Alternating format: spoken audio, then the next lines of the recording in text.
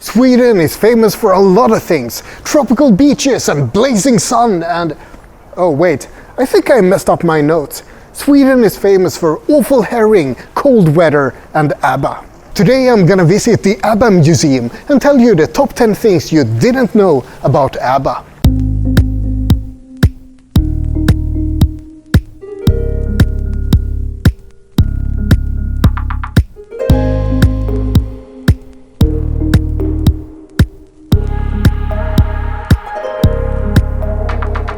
ABBA became famous when they won the European Song Contest in 1974 with the song Waterloo. The song became a #1 hit in many countries and also entered the US top 10 list. The Waterloo single sold nearly 6 million copies and paved the way for ABBA's worldwide fame. The band became international superstars and their popularity peaked between the years 1976 and 1981. They released multiple singles that became #1 hits in many countries all over the world. At that time, they were one of the most popular bands in the world, especially in Europe, but they were also huge in Japan and Australia and Mongolia for some reason. ABBA never took the US by storm though. They had many top 50 and top 20 singles, but they never topped the charts as they did in most European countries. They also had some trouble penetrating the South American markets and the rest of Asia, and Africa as well, but they were still a pretty big deal globally.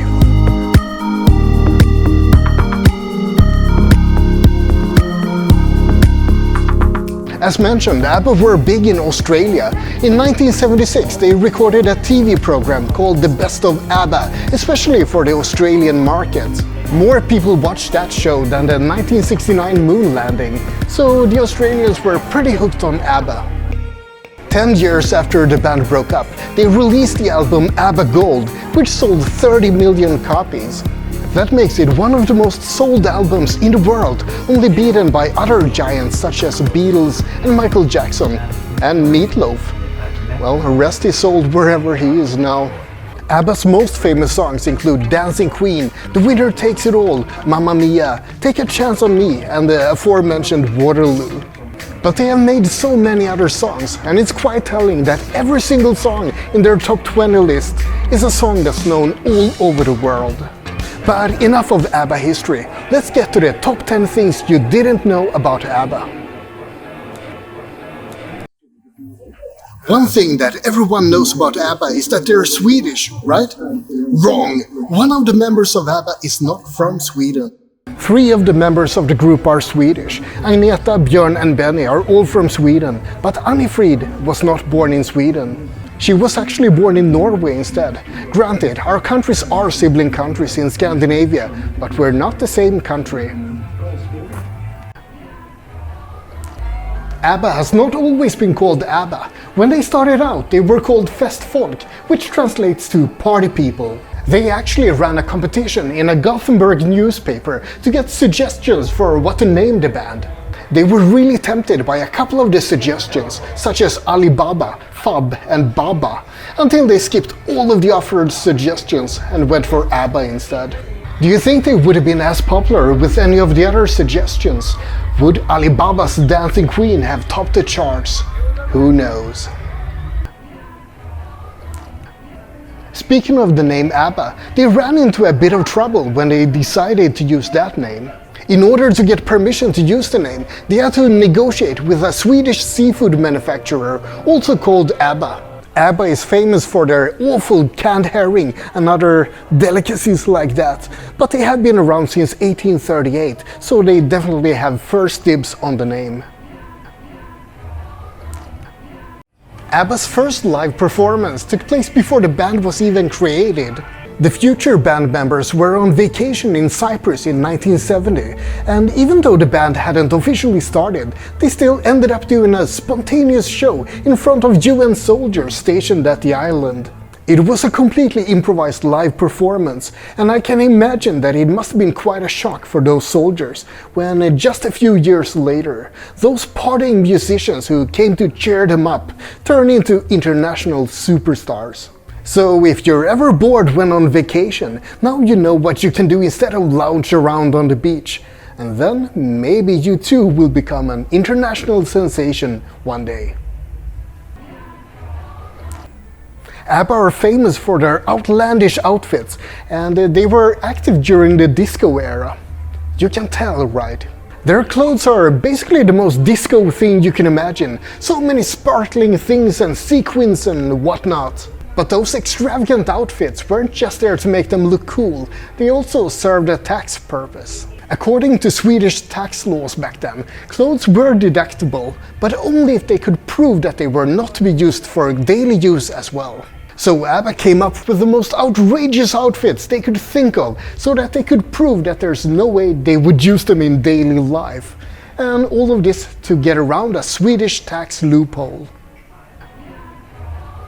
Speaking of money, ABBA also got paid in oil for their performances. In the late 70s there was a Cold War going on between the East and the West, but the Russians really wanted to see ABBA despite that. The problem was that the Russian ruble was embargoed due to the Cold War, so ABBA couldn't get paid for their performances. So they entered an agreement that they would be paid in Russian commodities instead, for example oil. ABBA may have dressed up in a lot of gold details, but apparently they got paid in black gold. When I told this fact to a couple of people, they asked me, well, give us more details, exactly how did oil get to ABBA? Sorry Douglas, I couldn't find any information about that, but I'm pretty sure that they did not get huge trucks of oil delivered to their homes. These days, Sweden exports a lot of different things, for example machinery and pharmaceuticals, but in the late 70s, Sweden's export figures looked a little bit different. ABBA was apparently Sweden's second biggest export back then, after Volvo cars. Sweden has become pretty big when it comes to exporting music, with artists like Avicii, Roxette and Europe. And let's not forget Swedish House Mafia. I mean, it's literally in the name. But ABBA beats them all by far. Roxette is Sweden's second biggest music export, with 75 million albums sold. ABBA has more than 500 million albums sold. That's more than 6 times as much as the runner-up. Benny, one of the members of ABBA, was actually famous before he joined the band. When he was 18 years old, he was part of a group called Hepstars around the mid-60s. Hepstars was a pop-rock band who, among other things, played covers of international songs. They were known as the Swedish Beatles, but in Sweden they also got a couple of big hits with folk songs like I natt jag drömde, a Swedish version of Last Night I Had a Strangest Dream. Agneta, another of the ABBA members, also had a fair bit of success before joining the band. Between 1968 and 1971, she released 4 albums and had some success in Swedish charts, with songs like I Was So In Love and Reconciled. She also had a minor hit with a song called Gypsy Friend, which came out at the same time as there was a great debate in Swedish media regarding gypsies. Agneta was accused of trying to capitalize on the debate in a pretty tasteless manner. Strangely enough, they don't show that song anywhere here.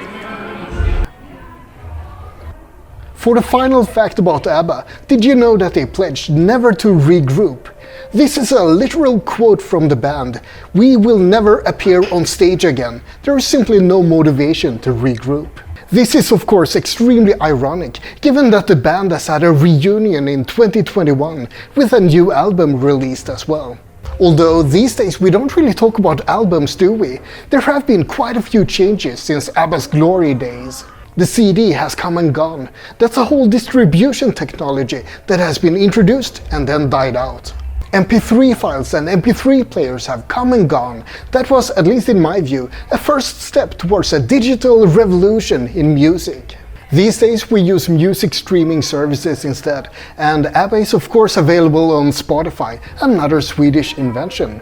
It's fascinating that a band can return after such a long break when there have been so many changes in technology and society. But I don't think anyone expects ABBA to reach the same level of popularity again.